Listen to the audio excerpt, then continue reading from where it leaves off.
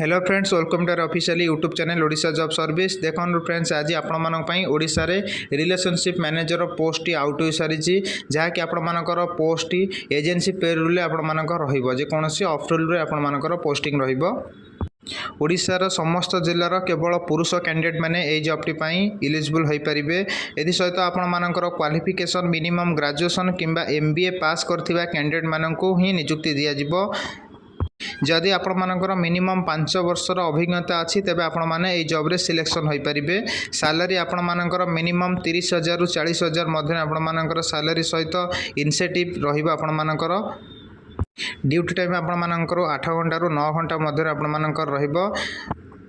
Job role आपण मानकर banking product training ऊपर रहिबो किबा client relationship branch management team management मध्य आपण मानकर वर्क रहिबो। जदि आपण माने एही जॉब पई इंटरेस्टेड अछंती तबे दिया जाथिबा ऑफिशियली कांटेक्ट नंबर रे सीधा सड़क जोगाजोग करी जॉब टी को पाई परिबे।